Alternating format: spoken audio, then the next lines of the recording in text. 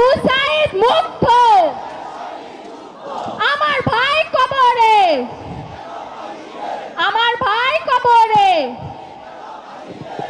আমার আহতদের হাত পা চোখ ফিরিয়ে দেন, তাহলে আর কিচ্ছু বলবো না। আমাদের এত কষ্ট, এত চোখের পানি, এগুলো ফিরিয়ে দেন, তাহলে কিচ্ছু বলবো না। কিন্তু যদি না ফেরত দিতে পারেন, আওয়ামী লীগের ঠিকানা এই বাংলায় হবে না। এতজন আহত, তারা একটা বার কি ক্ষমা চেয়েছে, ভুল স্বীকার করেছে? তাহলে এবার আপনারা বলেন, এখনো তারা মিছিল করে, এত সাহস কই পায়? কোথায় পায় এত সাহস? আমাদের স্বরাষ্ট্র মন্ত্রণালয় কেন কোনো স্টেপ নিল না? কিভাবে পায় এত সাহস?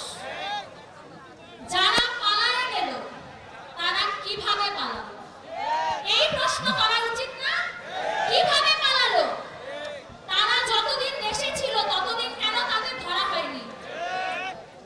পালানোর পরও কেন খোঁজ করা হচ্ছে? আগে কোথায় ছিল? এখনো যারা আছে তাদের কেন ধরার ব্যবস্থা করা হচ্ছে না? আমরা তো চাই প্রত্যেকটা খুনি জনসম্মুখে ফাঁসি হোক। আমরা জনসম্মুখে ফাঁসি চাই। তারা কিন্তু আমাদের সামনে আমাদের ভাই, আমাদের সন্তানকে মেরেছে। আমরা তাদের মৃত্যু জনসম্মুখে দেখতে চাই। আমরা উপভোগ করতে চাই। তারা মারা যাচ্ছে, তারা কষ্ট পাচ্ছে, মৃত্যু যন্ত্রণা, তাদের মৃত্যু যন্ত্রণা আমরা দেখতে চাই।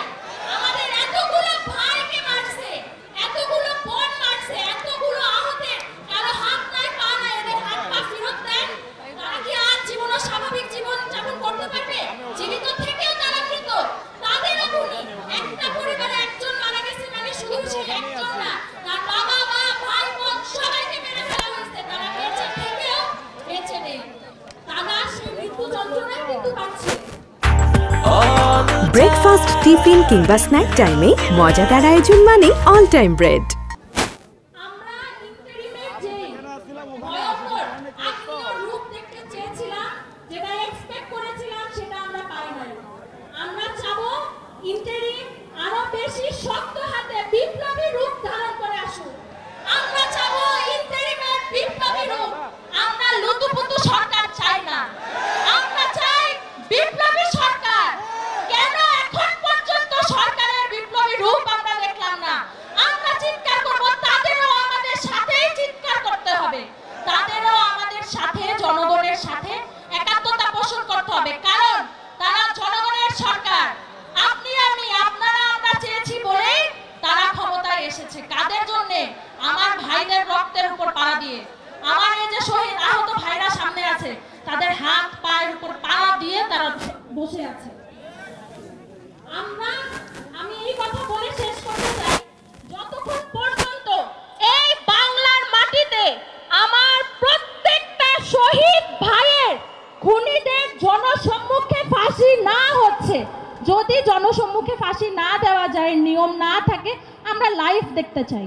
এখন প্রযুক্তির যুগ, আমরা লাইভে দেখবো তারা মারা যাচ্ছে, তাদের ফাঁসি দেওয়া হচ্ছে। যদি টিএসসি রাজুতে যদি ফাঁসি দেওয়া সম্ভব না হয়, আমরা দরকার হলে লাইভে দেখব, তারপরও আমরা দেখতে চাই। আর বাকিদেরও দেখাতে চাই, হুঁশিয়ারি দিতে চাই যে খুনির দশা এটাই হয়। বাকিরাও যাতে বুঝে খুনির দশা এটাই হয়। আমি শেষে একটা স্লোগান দিতে চাই, আবু সাইদ মুক্ত, আমার ভাই কবরে।